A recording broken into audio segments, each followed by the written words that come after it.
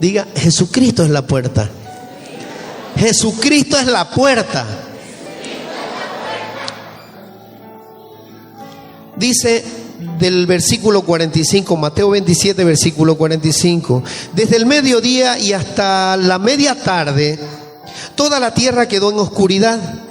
Como a las 3 de la tarde Jesús gritó con fuerza, Elí, Elí, lama sabactani.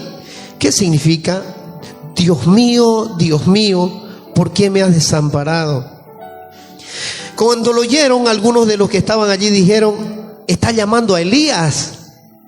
Al instante uno de ellos corrió en busca de una esponja, la empapó en vinagre, la puso en una caña y se la ofreció a Jesús para que bebiera.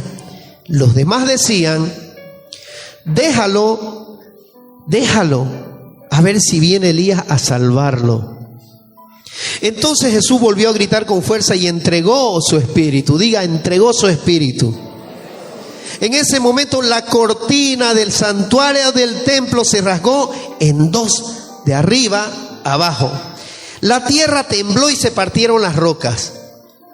Se abrieron los sepulcros y muchos santos que habían muerto resucitaron, salieron de los sepulcros y después de la resurrección de Jesús entraron a la ciudad santa y se aparecieron a muchos. ¿Habían leído esto? ¿Habían leído esto? Muchas veces leemos la palabra de corrido, pero no le tomamos acento. En ese momento dice que cuando Jesucristo entregó su vida, tiró el grito al Señor, a Dios, entregó su espíritu. Pero sucedió algo sobrenatural y natural a la vez que estaba en la tierra. Se rasgó el templo en dos, de arriba hacia abajo. Y ya vamos a saber por qué es el velo del templo. Se abrieron los sepulcros. ¡Wow! Esto no lo hemos visto en las películas. Se abrieron los sepulcros y muchos santos que habían muerto resucitaron.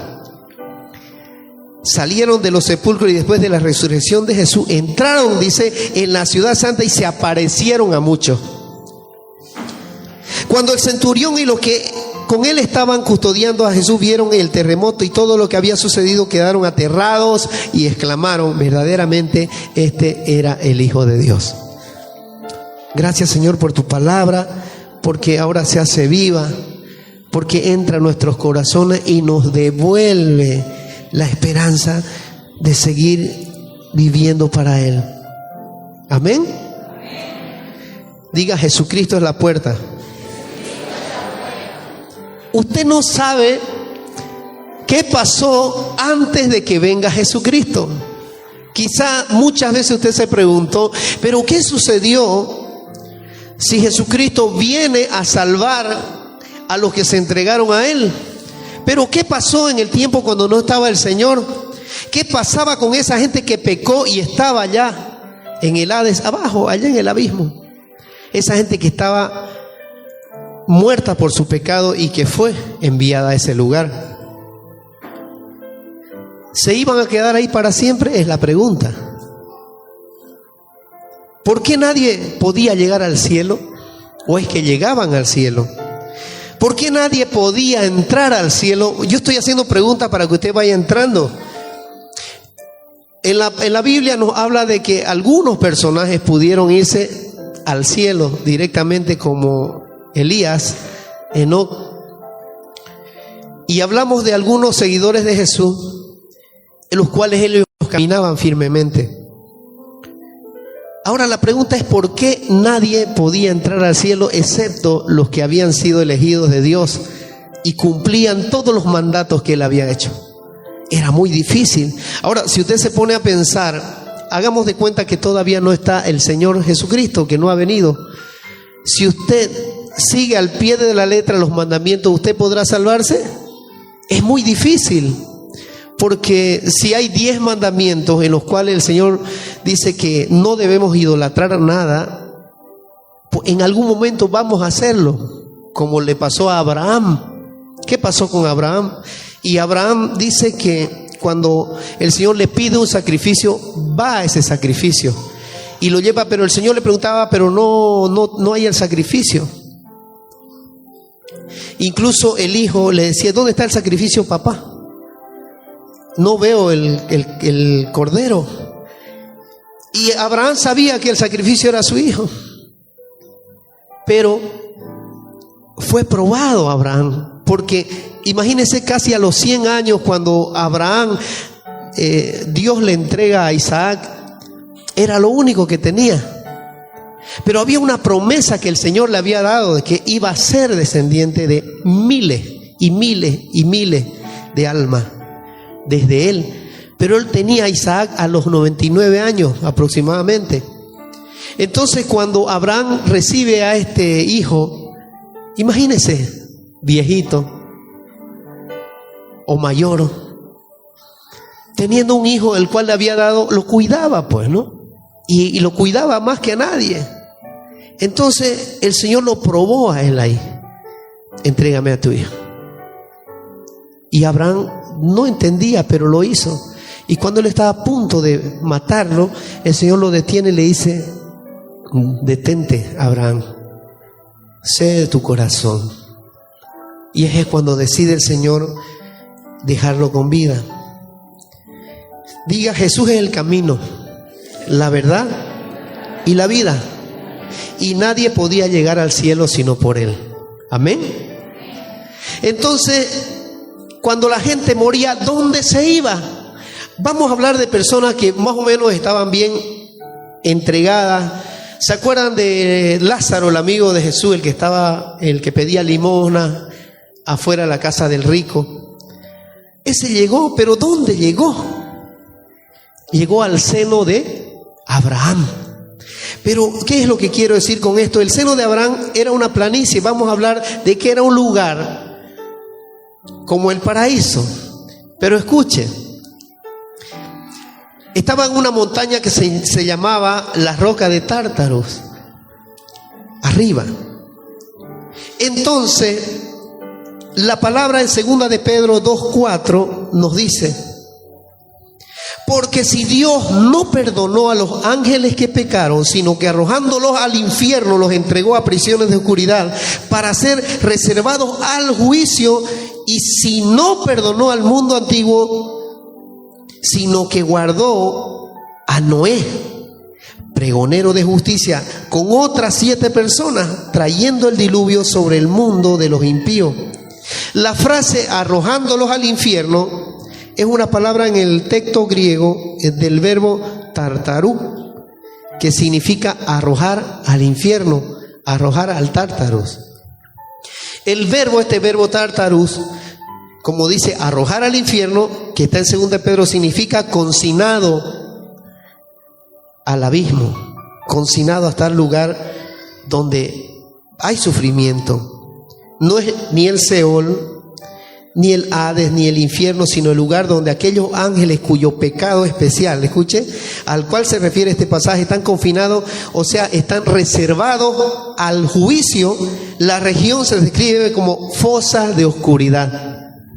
Bien, el lugar donde estaba Abraham, donde dice que era el seno de Abraham, era el lugar donde iban a parar las almas que habían tenido misericordia y habían recibido gracia de Dios. Pero ¿qué pasaba con los otros?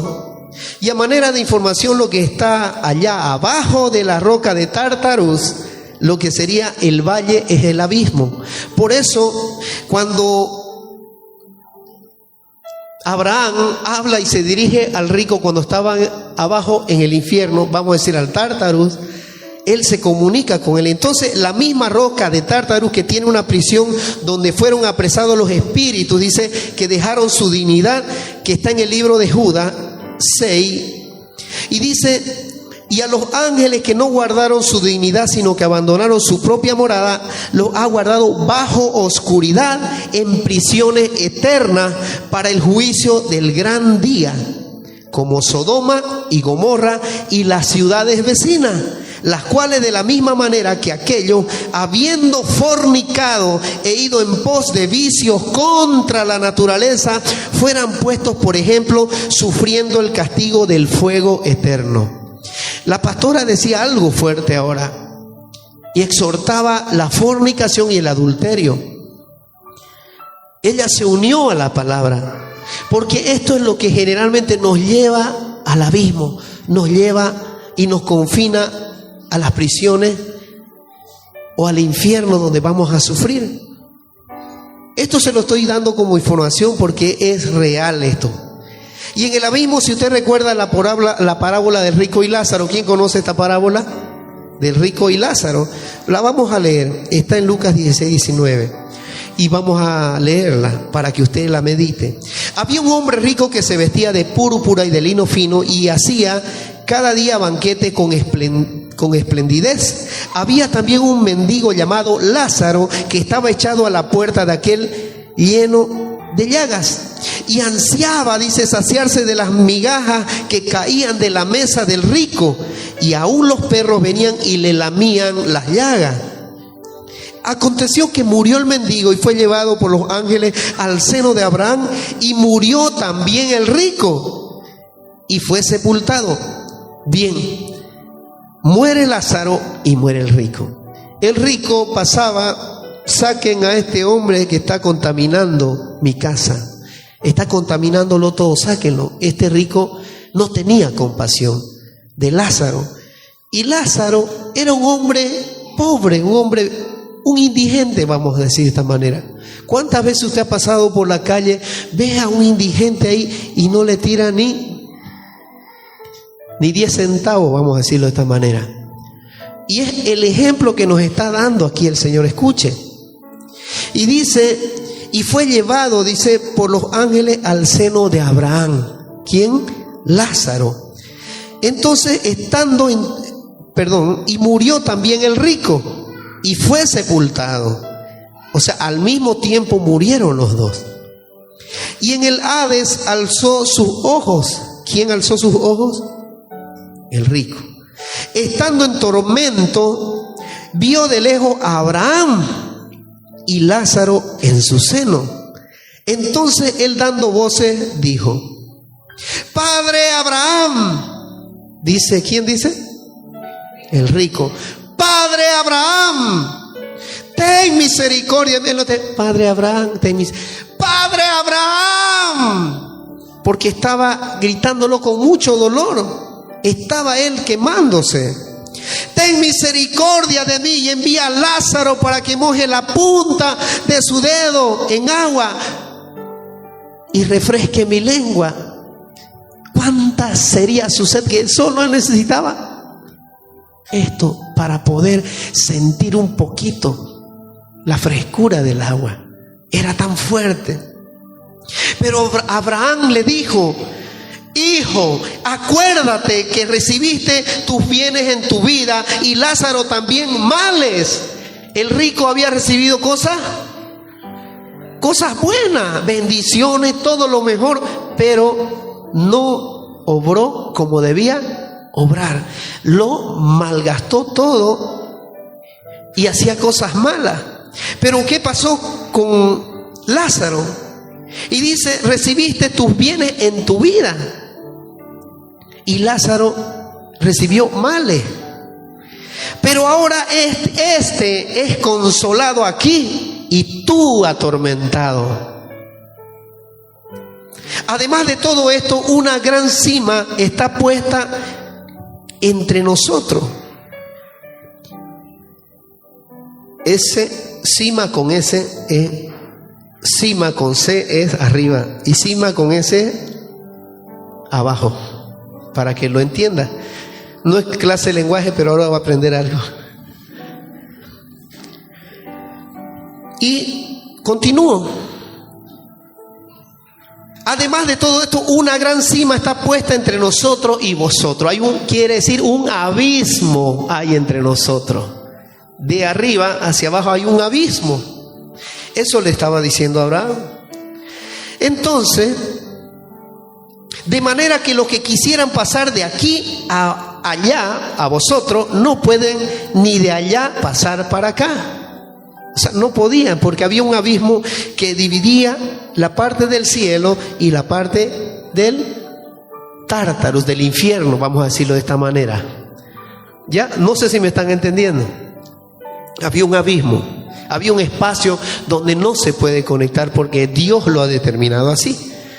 Entonces le dijo, te ruego, entonces él le dice el rico, te ruego pues, padre, que le envíes a la casa de mi padre. El rico estaba ahí sufriendo y le decía, padre Abraham, te ruego que envíes a la casa de mi padre. Le dice, ¿qué envíes qué cosa? Porque tengo 5 hermanos para que les testifique, a fin de que no vengan ellos también a este lugar de tormento. El rico en vida no sabía dónde iba a ir él, porque no creía.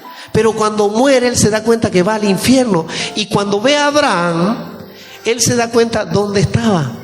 Entonces él se da cuenta que todo lo que había hecho malo en su vida, estaba arrepentido de haberlo hecho, porque el lugar era tormentoso.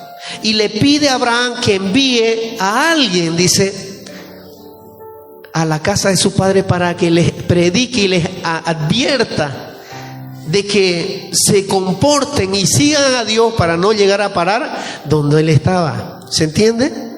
Bien. Y Abraham le dijo, a Moisés y a los profetas tienen. A Moisés, diga, y a los profetas tienen. ¿A quién tiene usted aquí en la casita? A la pastora Milka, a mi persona, líderes aquí, jóvenes acá, que les dicen, venga, no se pierda ya, convierta su vida para que no llegue al lugar de tormento. El Señor en este tiempo, no sé por qué me está haciendo hablar de cosas del fin. Yo no lo entiendo, pero el Señor tiene un propósito en este tiempo, porque está llamando urgente a la conversión a las personas. Tienen a los profetas, óiganlos. Él entonces dijo, no, padre Abraham, pero si alguno fuere a ellos de entre los muertos, se arrepentirían. Por favor, le dice. Mas Abraham le dijo, si no oyen a Moisés y a los profetas, tampoco se persuadirán, aunque alguno se levantare de los muertos.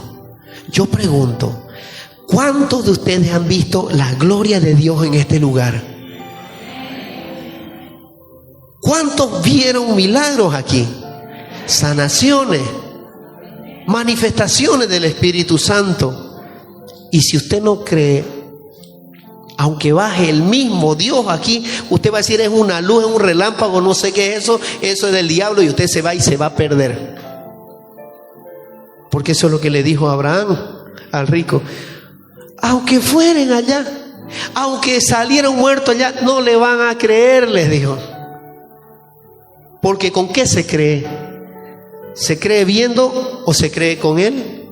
Con el corazón. Porque la fe es creer sin, la fe es ciega, no tiene que ver, sino creer en el corazón que es así. Y si usted esta mañana está escuchando esta palabra y todavía tiene incredulidad, yo no sé, póngase a cuentas con el Señor. Si usted está pensando otra cosa, que yo vine para recibir una sanidad y no me voy sano, usted está siendo incrédulo. Porque el hecho de venir al lugar de Dios está en tu corazón, porque Él ha hecho un llamado. Dice la palabra de Dios que las dádivas de Dios y el llamamiento son irrevocables. Por lo tanto, si usted recibe dones del Espíritu Santo, están en usted y se mantienen en usted. Y si usted tiene un llamamiento de Dios al encuentro con Cristo, eso es irrevocable, porque el Señor en algún momento lo va a traer, sea con dolor, con tristeza o alegría, yo no lo sé. Porque el Señor determina en su palabra que los dones son irrevocables y el llamamiento que te hace Él también es irrevocable. Si te llamó un día, no podés huirle. Te vas a ir donde te vas. Él dice, te va a encontrar donde te encuentres y Él te va a traer de vuelta a la casa. No podés huir. No sé si me está entendiendo. El llamamiento es irrevocable. Si el Señor te llamó, ya no puedes volver atrás. Lo siento. No puedes huir. El rico veía a Lázaro ser consolado por Abraham, porque desde abajo se podía ver la planicie que se llamaba el seno de Abraham. Él estaba acá y él estaba en el otro lado. Pero ¿qué pasa cuando Jesús muere? Dice que Jesús desciende a las partes más bajas, dice. ¿Desciende a dónde? ¿A dónde desciende? Al abismo. Entonces lo primero que hizo Jesús es descender y quitarle la autoridad al diablo. En pocas palabras va y le arrebata todo el liderazgo que él tenía ahí y le quita las llaves del Hades. Le arrebata todo, que él quede sin poder alguno sobre él. Y esa era la plenitud que le dio Dios a su Hijo. Entonces, habiendo obtenido la redención, le quita el derecho a Satanás, y el comprobante, como dice la palabra en Efesios, es anulado. Anuló todo el pacto que había antiguamente por esos que bajaron al abismo. Entonces, habiendo obtenido la redención, el Señor toma poder y autoridad allá en el abismo. Y vamos a saber luego y cómo. El libro de Efesios 4 dice que llevó la cautividad cautiva. ¿Qué le parece esta palabra? Llevó la cautividad, dice. Por tanto, cuando ascendió a lo alto, dice la palabra, llevó cautiva una hueste de cautivos y dio dones a los hombres. Pero a cada uno de nosotros se nos ha dado gracia, dice, en la medida en que Cristo ha repartido los dones. Por esto dice, cuando ascendió a lo alto, se llevó consigo a los cautivos y dio dones a los hombres. ¿Cuáles eran esos cautivos? Pregunto. ¿Saben cuáles eran o no? ¿De cuáles cautivos estoy hablando? Si descendió a los infiernos, ahí, ¿a cuáles cautivos fue los que llevó? ¿Quiénes eran? ¿Qué quiere decir esto que ascendió? Sino que también descendió a las partes bajas, o sea, a la tierra. El que descendió es el mismo que ascendió por encima de todos los cielos para llenarlo todo. Dice que llevó la cautividad, diga cautividad, cautiva. Imagínense, hermano, la sorpresa que fue para Adán verlo a Jesús llegar y sacarlo del infierno. Póngase a pensar, Adán había muerto por el pecado, murió, él estaba, ¿cuántos años estuvo ahí? ¿Cuántos miles de años estuvo Adán ahí sufriendo? ¿Cuánto? Como este rico. ¿Por qué? Por el pecado. ¿Y qué hizo Jesucristo? Imagínense lo que fue para Noé, que nunca había visto a Jesús. Imagínense, esperaron toda la vida y la eternidad. Estos que fueron los pecadores. Noé fue salvo. Y ahora Jesús venía caminando y les decía, vámonos, vámonos, vámonos. Pero antes de eso fue, dice la palabra, que fue y les predicó a ellos. Él tenía que hacer algo. Pero no solo fue eso. Les predicó a quienes. ¿A quiénes les predicó? A todos los que habían muerto en pecado. Entonces dice la carta primero de Pedro 3:18, porque también Cristo padeció una sola vez, dice una, no harta, por los pecados, el justo por los injustos, para llevarnos a Dios, siendo a la verdad muerto en la carne, pero vivificado en espíritu, en el cual también, escuche esto, fue y predicó a los espíritus encarcelados, los que en otro tiempo desobedecieron, cuando una vez esperaba la paciencia de Dios en los días de Noé, mientras se preparaba el arca, en el cual pocas personas, es decir, 8 fueron salvadas por el agua. Esto es hermoso lo que estamos oyendo, porque tiene que haber una esperanza en tu corazón de recibirle esta palabra. ¿Para qué? Para que puedas encaminar tu vida y no llegar al lugar de perdición. si habla de estos espíritus, ya no está hablando de personas. Entonces estos que murieron en pecado, ¿qué hizo Jesús? Fue y les predicó, les habló, les dio su testimonio. Miren, yo soy Jesús. Adán, wow, yo fui el primer Adán, tú fuiste el segundo Adán, le ha podido decir. Pero yo los tiré pues al mundo a todos. Pero tú, mira, Jesucristo, el segundo Adán, fue y les predicó y les dijo: ahora ha venido la salvación a ustedes. ¿Quién quiere recibir la palabra? Eso les dijo a ellos. ¿Quién quiere recibir la palabra? Los que reciban esta palabra y crean en mi testimonio y crean en mí, pueden salir del Hades. Pueden salir de ahí. Entonces Jesús fue y les predicó a estos espíritus y les dijo: salgan. Ahora vámonos. ¿Quién cree? Yo creo, Señor. Esperamos algún día eso.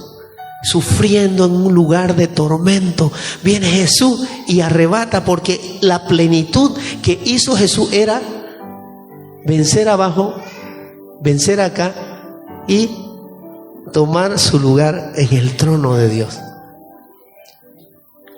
Y dice que atravesó, desde el abismo atravesó primer cielo, segundo cielo y tercer cielo. En el segundo cielo, ¿quién está?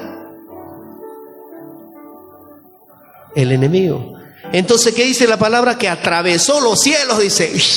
Primer cielo, la tierra, subió y atravesó donde estaba el trono de Satanás, rompió y cruzó y se fue al tercer cielo. O sea que todas las potestades que estaban por encima de él fueron quebrantadas, fueron anuladas, y todo poder se le dio a él, porque se me es dada toda autoridad, dijo el Señor, y todo poder abajo en la tierra y en el cielo, en los cielos. Amén. Y esto de predicar es como testimonio de que Él era el Rey de Reyes. Él les hablaba. Es como cuando una persona viene y recibió el Espíritu Santo porque vivía una vida llena de dolor, de odio, y el Señor te hace libre. Entonces en ese momento es cuando tú vas y le dices a esta persona: mira, yo te presento a Jesús. Yo viví así como tú. Yo quiero que tú lo conozcas. ¿Quieres recibirlo? Pero no sé quién es ese Jesús. Jesús es el que me quitó la angustia, el que me quitó el dolor, el que me quitó la depresión, el que siendo tan malo y peleador, desbocado, mal hablado, vino Él y me cambió. Y lo recibí, sentí que algo se movió en mí y era su Espíritu Santo, que ahora yo te lo presento para que tú puedas entrar en el camino. ¿Quién dice amén? Ahora, para que tú vengas a Cristo, tienes que decir: sí quiero. ¿Y qué hicieron todos estos espíritus encarcelados? ¿Qué pasó con ellos? ¿Qué pasó con Adán? ¿Qué pasó con todos los que cayeron en ese tiempo? Sacerdotes y todos los que cayeron en pecado fueron levantados. ¿Por qué? Por la palabra. Porque Jesús es la palabra. Diga: Jesús es la palabra. Jesús es el camino, la verdad y la vida. Claro, seguramente les contó que el Padre lo envió a la tierra y le contó todo lo que él había hecho. Claro, ellos no sabían, ellos no conocían, pero tenían la esperanza de que un día Dios se apiade de ellos. Así como yo les digo ahora, todavía tienen tiempo. Seguramente les contó cómo nació, cómo vio y cómo murió y cómo resucitó. Y ese fue el testimonio seguramente que fue a dar para que reconocieran que Él es el Señor, que nadie va al Padre sino por Él. Nadie va. Claro, a través de Él también se consumó la redención por el pecado del mundo. Todo. Y ahí seguramente estaba David, los profetas, los que murieron también.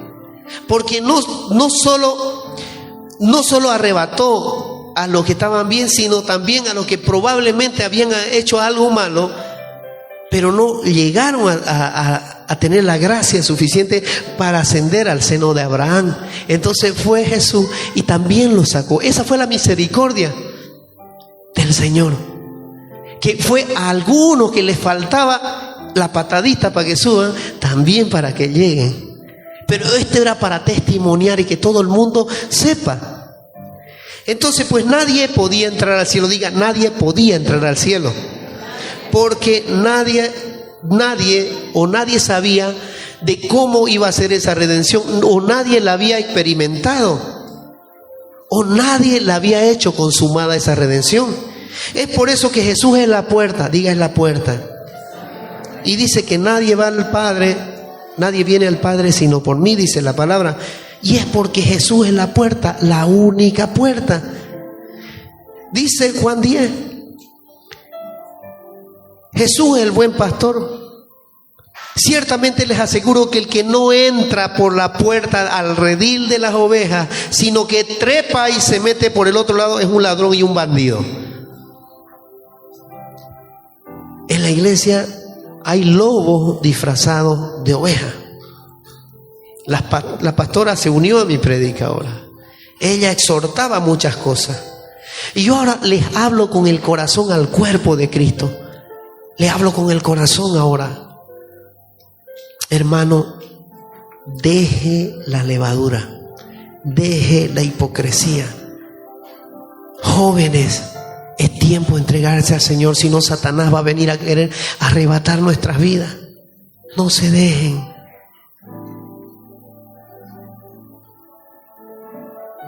Entreguen su vida al Señor.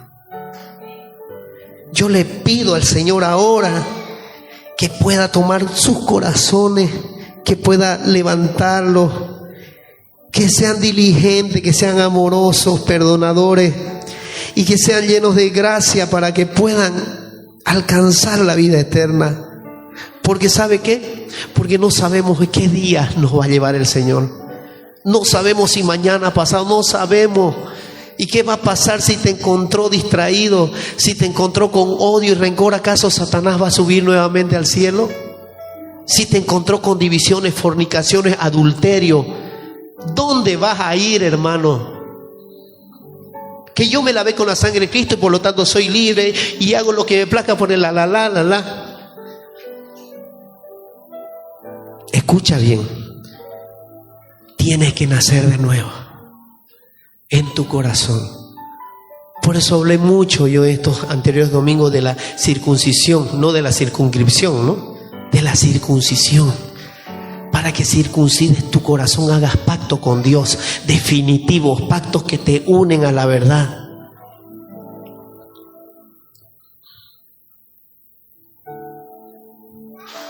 Es difícil seguir al Señor, pero no imposible. Es el momento de dar el pie para comenzar a seguirlo, a amarlo.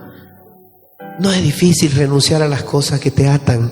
No es difícil apartarse un poco del mal y decirse, Señor, me cuesta, pero voy a hacer todo lo que esté en mi corazón para seguirte, aunque el diablo te ponga a tropiezo.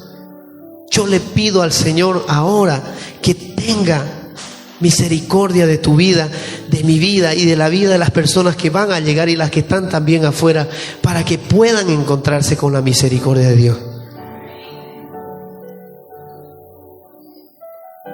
El que trepa y se mete por otro lado es un ladrón y un bandido. El que entra por la puerta es el pastor de las ovejas. El portero le abre la puerta y las ovejas oyen su voz. Llama por nombre a las ovejas, a cada uno por su nombre, y las saca, dice, del redil. Cuando ya ha sacado a todas las que son suyas, va delante de ellas y las ovejas lo siguen porque reconocen su voz. Alabado sea el Señor si has venido y escuchaste su nombre y viniste. Yo escuché la voz del buen pastor y estoy aquí porque quiero entregarme más a Él. Porque este rebaño es del Señor. No sea una oveja trepadora que sube y se desenmarca por otro lado. Eso no quiere el Señor. Yo te suplico, hermano, que puedas ahora entregarle tu corazón al Señor. Entrégale. No tengas miedo. Dios no es religión. Dios es amor. Dios es salvación. Es el camino, es la puerta para encontrar la salvación. No esperes a que pase el tiempo y digas voy a servir cuando sea más mayor. No, eso es una mentira de Satanás. Y cuando quieras llegar, tu corazón está frío, no va a entender lo que pasa. Hazlo ahora. Pero a un desconocido jamás lo siguen. Huyen de él porque no reconocen voces extrañas. El mundo te llama. El mundo te llama a hacer otras cosas que no te corresponden. Esas son las voces extrañas. Oye la voz del pastor, porque Él nos lleva al Padre. Repita conmigo, Él nos lleva al Padre. Por eso debemos morir a nosotros mismos. Hay que morir para vivir. Son 3 días. Diga, son 3 días. Repítalo, son 3 días. Son 3 días. ¿Y qué pasaría si en 3 días viene el Señor? ¿Qué pasaría? Pregúntese. ¿Qué pasaría si en 3 días llega el Señor y te pilla desprevenido, pensando en las guayabas?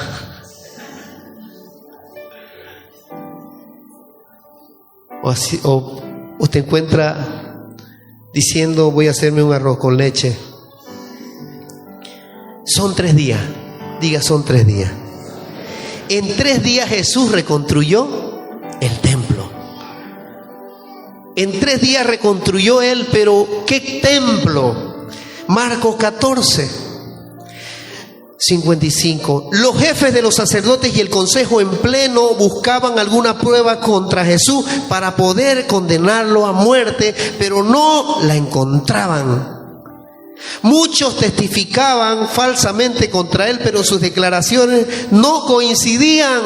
¿Por qué no coincidían sus declaraciones de los fariseos? ¿Cuál era el motivo de que no coincidía todo ese argumento contra Jesús? Porque Jesús era la verdad. Él caminaba en justicia, Él nunca mentía, Él andaba recto y derecho. Por eso, aunque lo llevaban a un juzgado, nunca podían contra Él. Y si tú estás a favor del Señor y estás con la verdad y la justicia, aunque te lleven allá, no van a encontrar argumentos para hacer lo que ellos quieren. Si tú dices la verdad o has cometido el error, tienes que hablar con la verdad. Y esa verdad, y dice, y la verdad nos hará libre. Ese era el problema de ellos. No encontraban y no coincidían en las pruebas, porque Jesús era derecho y no mentía, no había escondidijos. No tengas escondidijos, hermano.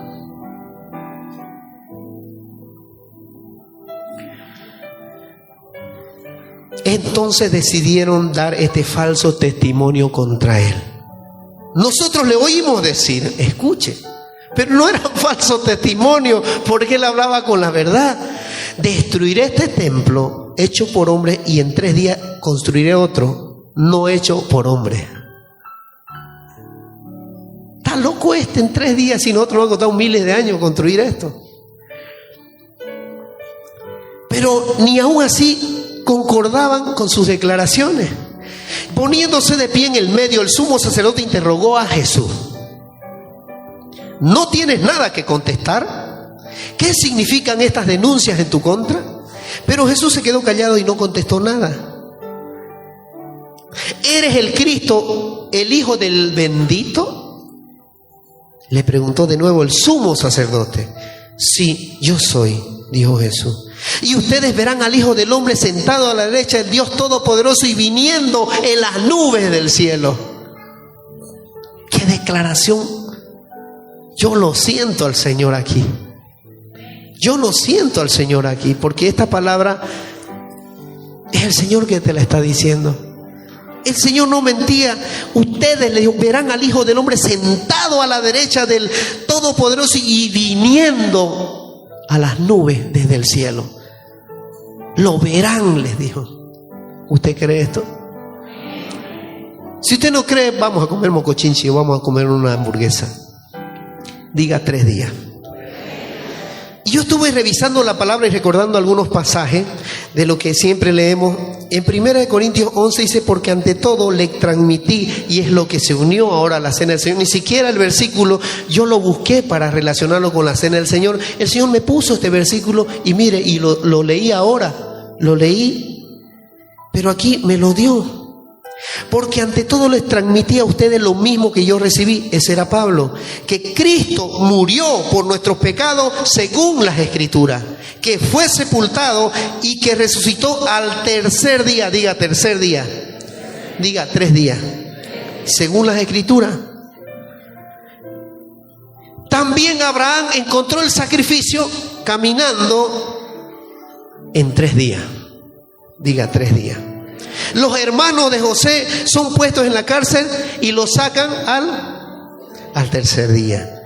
Rahab, la prostituta, ¿se recuerdan? Le dice a los espías que se escondían que iban a estar seguros al tercer día. Esther ayuna y al tercer día tiene la cita con el rey. Cuando José estaba en la cárcel, le dice al copero, dentro de los próximos 3 días el faraón lo indultará y le repondrá todo de nuevo. Moisés le dijo a Faraón, tenemos que hacer un viaje de 3 días hasta el desierto para ofrecer sacrificio a Jehová. Cuando Israel llegó al Sinaí, Dios dijo, ve y consagra al pueblo y que lo preparen para el tercer día.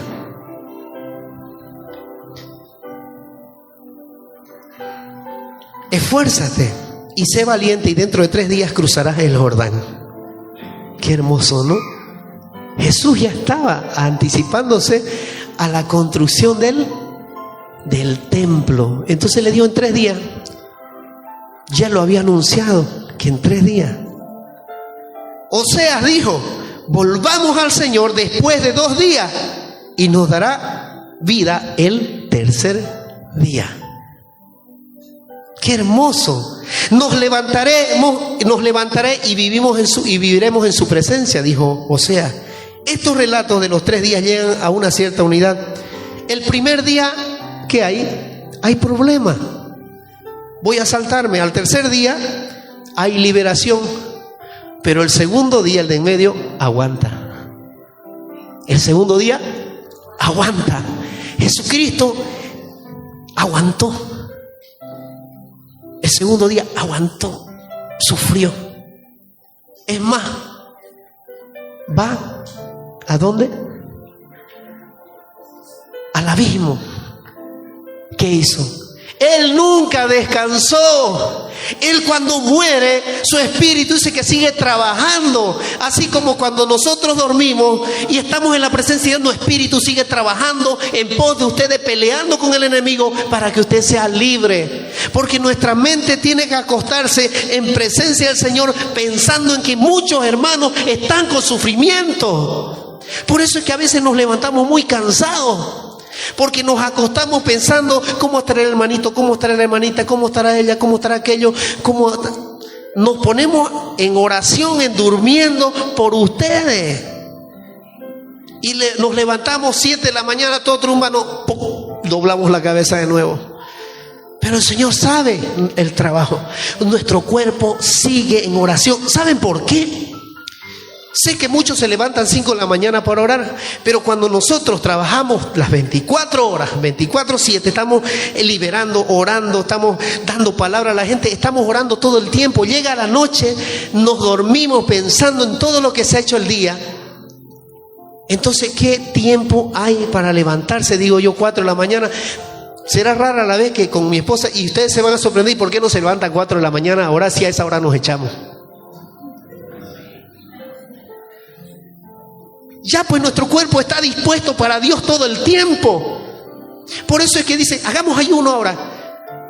Si ya estamos entregando el amor. Yo le pregunto una vez a alguien, le digo, oiga, ¿y es bueno el ayuno cuando yo no sabía nada? Sí, me dijo, pero mejor que el ayuno es el amor. Yo les digo esto para que usted sepa. La gente hace muchos sacrificios. mucho sacrificio y no se da cuenta que estar en la presencia del Señor es hacer un servicio al Señor día tras día, caminar, predicar, dar palabra, dar consejo, liberar, orar por los enfermos. Esa es una administración que hace el Señor a nuestras vidas. Por eso es que va a venir cada día más unción y va a haber un pueblo que se va a avivar. Por eso yo le digo, avívense, entréguese al Señor y va a ver las maravillas que hace el Señor en su vida. Porque si ya te entregó los dones a través del bautismo, los dones espirituales que tú tienes van a ser usados a favor de Él. Porque dice que no te los va a quitar, pero te va a pedir cuenta si no los usas.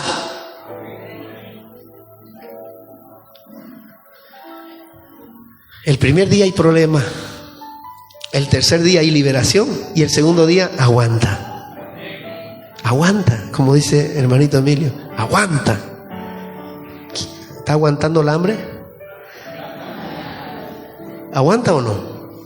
¿Paro o sigo? 3 nomás dijeron. A ver, tráiganle hamburguesa para... ¿Usted no sabe que está en un plan de 3? Diga un plan de 3. Pero usted nunca ve el 3. Porque no me he sanado, Señor. Y viene como esos pobres ahí. Señor, no me he sanado, pero sé que me vas a sanar. Y ese tercer día va a llegar de mi sanación. Y se va a culminar, Señor, con tu fuego, tu Espíritu Santo. Siempre va a llegar el tercer día. Siempre en tu vida va a llegar el tercer día. Siempre en tu vida va a llegar el tercer día. No te aflijas, aguanta. El tercer día en tu vida, el tercer día en tu vida va a llegar. Si todavía no ha llegado, el tercer día, espéralo. El tercer día va a llegar. Yo declaro que el tercer día ya está por llegar en muchas familias aquí. Para que resuciten con poder y gloria bajo la mano de nuestro Señor, que te va a dar poder para levantarte de esa enfermedad, de esa rabia, de ese odio, de ese malestar, de ese desánimo, para sacarlo a Satanás fuera de aquí. Lucas 9. Un día cuando Jesús estaba orando para sí, Lucas 9:18, estando allí sus discípulos le preguntó: ¿quién dice la gente que soy yo? Unos dicen que Juan el Bautista, otros que Elías y otros que uno de los antiguos profetas ha resucitado. Respondieron. ¿Y ustedes quién dicen que soy yo?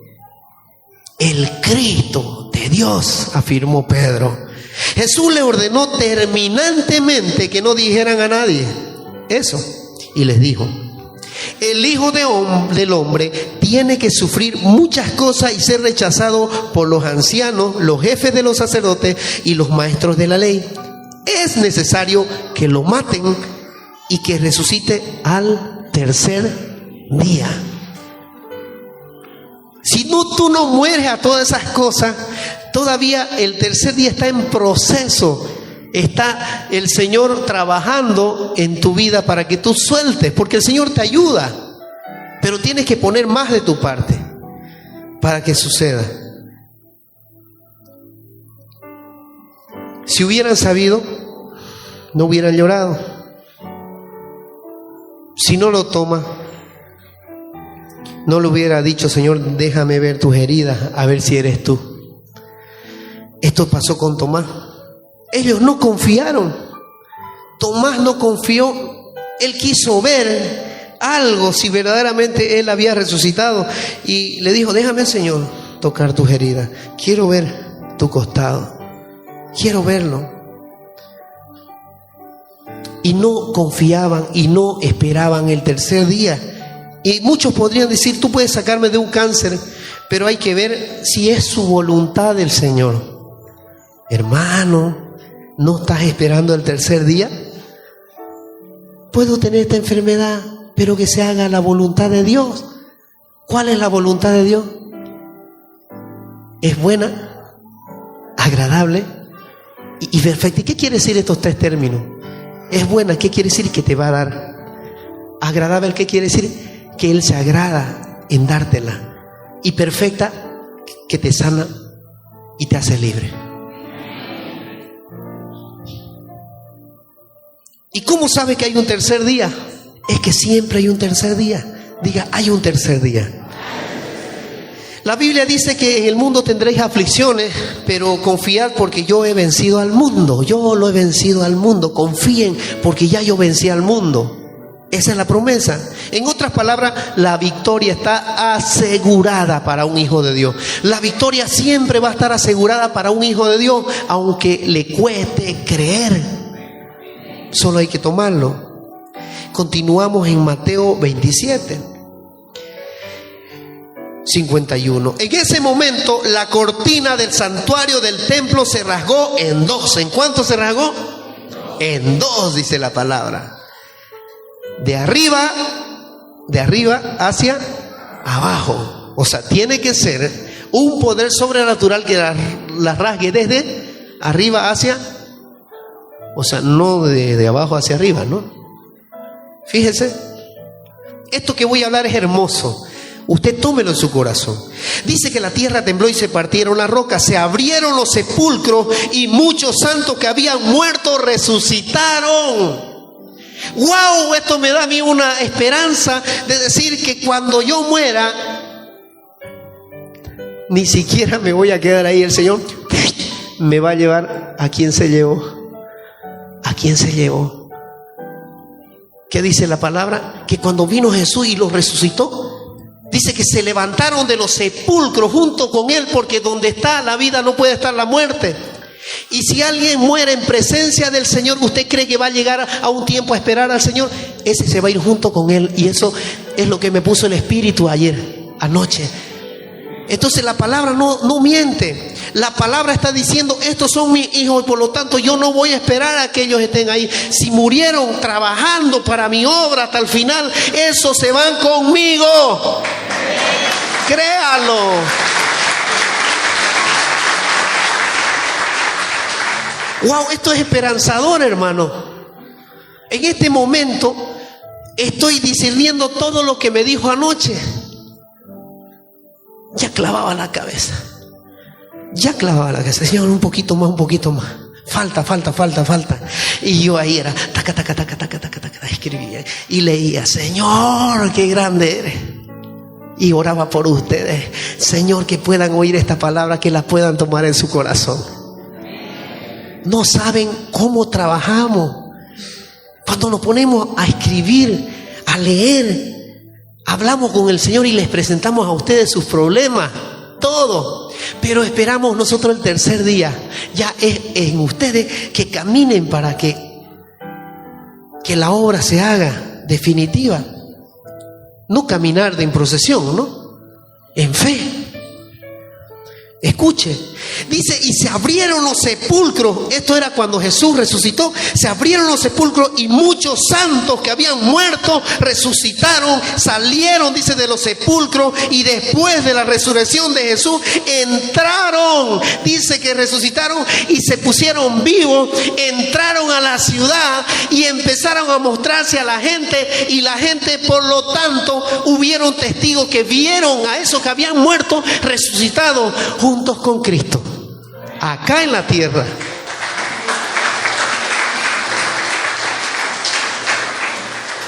¿Es hermoso o no? ¿Quieres seguir escuchando? ¿O ya se acobardaron? Espere. Si al rasgarse el velo del templo, escuche bien, todavía no termino. 54. Cuando el centurión y los que con él estaban custodiando a Jesús vieron el terremoto y todo lo que había sucedido, se quedaron aterrados y exclamaron, verdaderamente este era el Hijo de Dios. ¿Sabe qué, hermano? Por si no cree todavía, esta palabra que está escrita son de muchos testigos que vieron a Cristo, vieron la resurrección, y se extendió, porque dice que se les apareció a los discípulos, a 500, a los 500, a 5,000, y empezó a mostrarse. Y no solo vino resucitado a mostrarse, vino, hizo milagros y prodigios. Y empezó nuevamente con Pedro cuando lo vio en la barca. Pedro, tira tus redes al otro lado. Y tiró y salían los peces. Y fue hermoso porque cuando llegó Jesús y después que murió y resucitó, siguió haciendo milagros. ¿Usted le cree? Y aquí dice, si al rasgarse el velo del templo es precisamente donde empieza la reconstrucción del templo. Se rasga el templo. Entonces quiere decir que empieza a abrir camino, a derribar todo lo que está viejo para levantar la nueva edificación de la iglesia. ¿Quién la hace? Jesús. Al rasgarse el velo del templo quiere decir el Señor que está volviendo a reconstruir el templo, la nueva Jerusalén en sus corazones, que ya no sean cosas palpables, cosas visibles, como una cortina, como un ladrillo, como una imagen, como cosas que el hombre hace, y ahorita lo va a entender. Y dice que el templo físico y el templo espiritual fueron y empezaron a reconstruirse. Hebreos 9. Si usted busca Hebreos 9, ahí está. Moisés dice que recibió instrucciones de parte del Señor. Escuche bien esto. ¿Están con hambre? Aguante. Dice que recibió las instrucciones de parte de Dios para construir el tabernáculo en el desierto. El tabernáculo en el desierto y el templo de Jerusalén se dividieron en dos salas especiales, el lugar santo y el lugar santísimo. Y dice que el santo de los santos era el lugar más sagrado sobre la tierra. Era el lugar que simbolizaba la presencia de Dios con su pueblo escogido. Solo una persona podía entrar en esa habitación y solo un día muy especial en el año. O sea que usted, para recibir el perdón de los pecados que había cometido, este sacerdote esperaba un año purificándose en oración, sin ningún pecado, sin ninguna malicia. Nada podía perturbarlo, porque si entraba a ese santuario el año que tocaba ese día, ¿qué pasaba con él? Se moría. Era difícil, porque entrar a ese lugar santo, a entrar a la presencia de Dios, si estabas medio, empezabas a temblar y colapsaba, y listo, ahí te quedaba. Mire, en el día, y solo una persona podía entrar, en el día de la expiación, el sumo sacerdote haría, dice, expiación por sí mismo, o sea, el perdón de sus pecados, y también luego por el pueblo, ¿ya? Y esto era para el pueblo de Israel.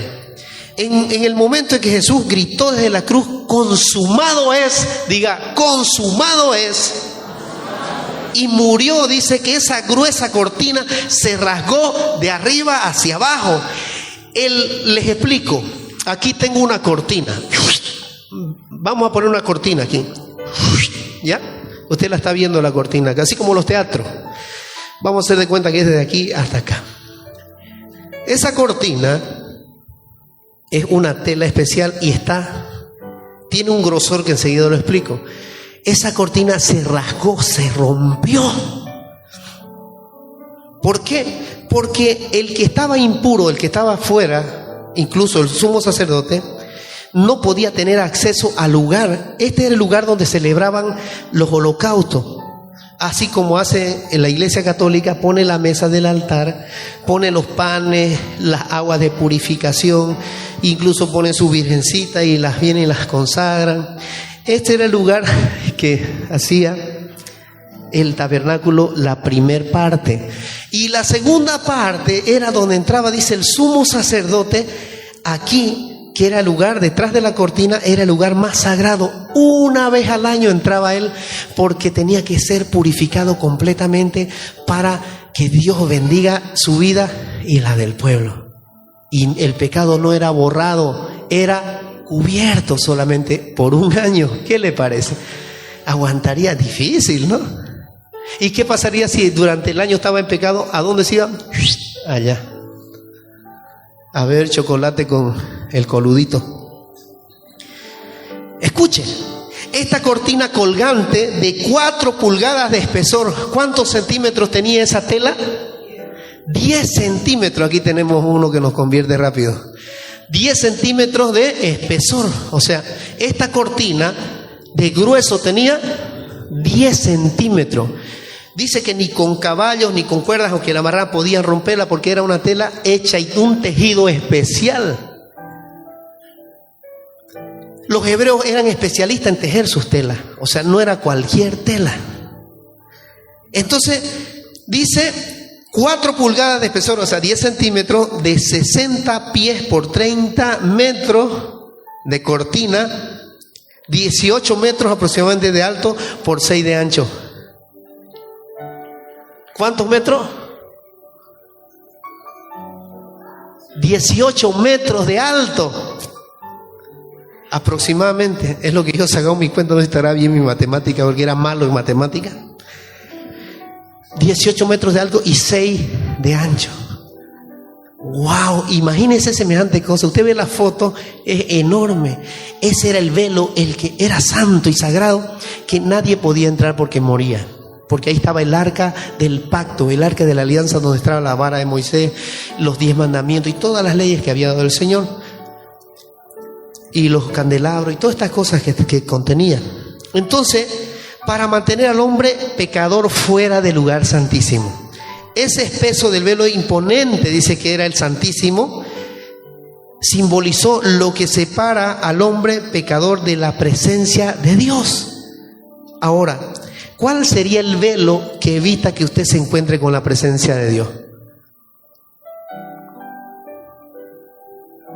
Tu pecado. El que le hace sombra al Espíritu de Dios para que te cueste. ¿Por qué? Porque muchas veces no lo suelta. Sigues viviendo y sigues anclado ahí. El velo negaba el paso y los mantenía lejos a todos. Ahora, la cortina colgada era como decir no entrar, no entre. Impedía, porque el que entraba ahí veía una cosa majestuosa e imponente, se sentía la presencia. Ahora vamos a ajustar un poco esto. Yo le puse como título el ajuste, diga el ajuste. Ahora vámonos a la jornada de la tarde de la crucifixión de Jesús. ¿Está cansado? Ya he visto que varios están ahí vacíos. Espero que aguante, diga aguanto. O ya están aburridos. Vámonos a la tarde. Desde la mañana hasta que fue crucificado Jesús. Él fue colgado, dice, en la cruz. Colgado. Mire lo simbólico. Fue colgado. ¿Y el velo cómo estaba? Colgado. Mire la comparación. Mire de hermoso. Dice que Él fue colgado en la cruz desde alrededor de las 9 de la mañana al mediodía, y de repente una densa oscuridad se cernía sobre el Calvario y se prolongó durante 3 horas. Eso es como información. ¿Quién fue colgado? Jesús. El velo del templo estaba colgado. El Santo de Israel representa el velo. Ahora, ¿por qué? Representa el velo. Antes que estuviera colgado, el velo impedía el paso al lugar donde Dios perdonaba los pecados. Había una muralla que no podías tener acceso. Entonces, y el velo impedía ese paso al lugar. El velo que impedía su presencia en mi vida se rompió, se rompió. Una vez más, el velo que impedía su presencia en mi vida se rompió, se rompió. Ninguno que te diga que esta religión es la mejor, es la iglesia verdadera, es una mentira. Solo Jesucristo te salva, el Espíritu de Dios te salva, la presencia de Dios te salva. Si tú te conviertes al Señor y entregas tu vida de corazón, tienes un acceso directo, porque ya el velo del templo fue rasgado y es Jesús. Se acabó los altares de preposición, lugar santísimo ya está abierto para tu vida. Estás libre. Ritos, ceremonias no existen porque ya Él es Jesucristo. Él es el nuevo pacto. Él es el velo que fue rasgado, colgado en la cruz. Él se rasgó, murió, su sangre fue triturado, despedazado. El velo era Él y abrió para que tengas acceso directo a Dios.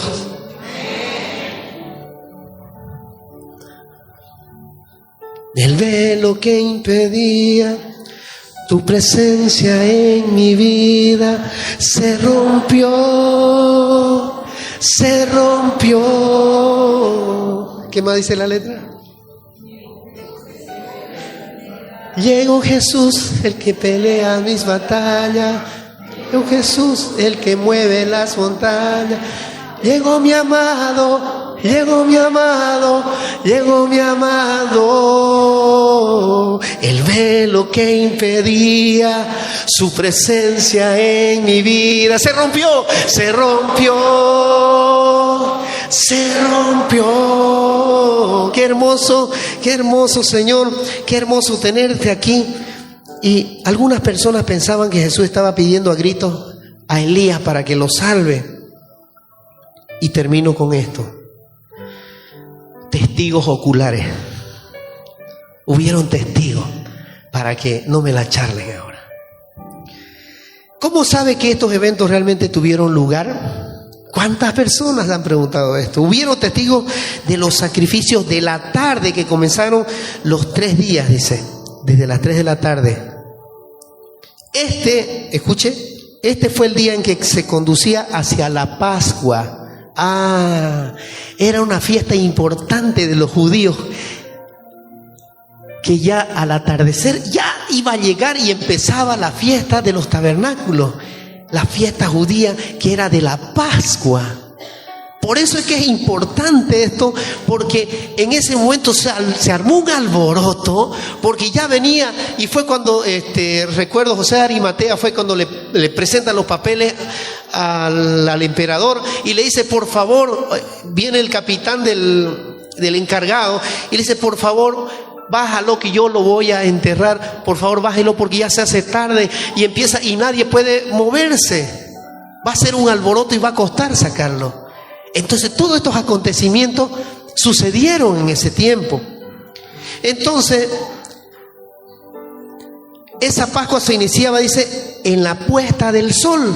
Nadie podía retrasarse para este gran día de la preparación. Como la gente trajo sus corderos a la Pascua, la gente se preparaba con todo lo que iba a hacer para la preposición, para entregárselo a Dios. Todo el sacrificio que iban a hacer los sacerdotes, o sea, era importantísimo. Lo crítico en este evento impresionante es el momento de la ruptura del velo. Ocurrió precisamente en el momento cuando Cristo murió. Elí, Elí. Dice, Elí, Elí. Elí, Elí, diga Elí, Elí. El Señor estaba clamando y fue cuando entregó su espíritu.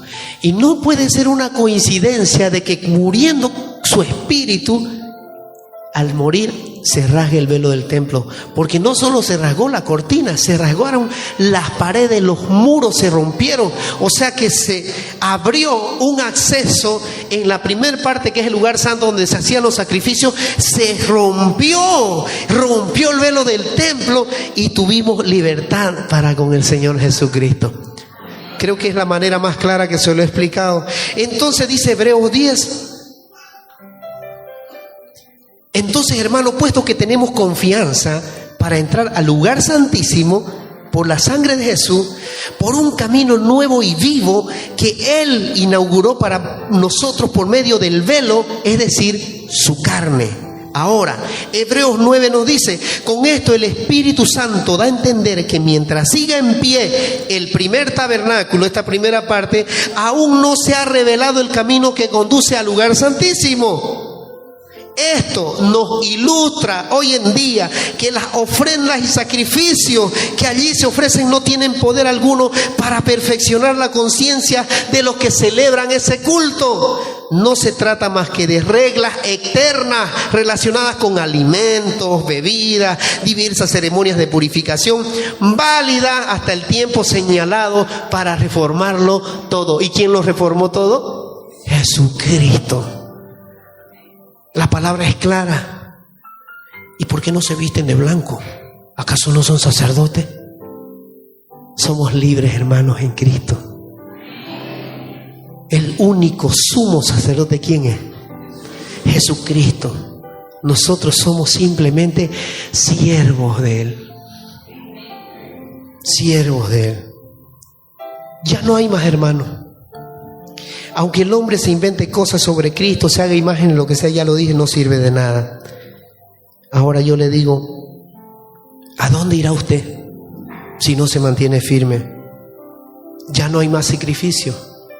No tiene que hacer más. Solo Cristo es necesario para entrar al lugar santísimo. Hay un canto que dice, Cristo es necesario. Solo Él es necesario. Nadie más. El Señor dice ahora, 3 días. 3 días. Espera el tercer día y estás libre. Mientras tanto, en el segundo día, aguanta. Dile, aguanta a tu hermano, porque luego viene la gloria de Dios. ¿Por qué? Porque Jesucristo es la puerta. Un aplauso al Señor.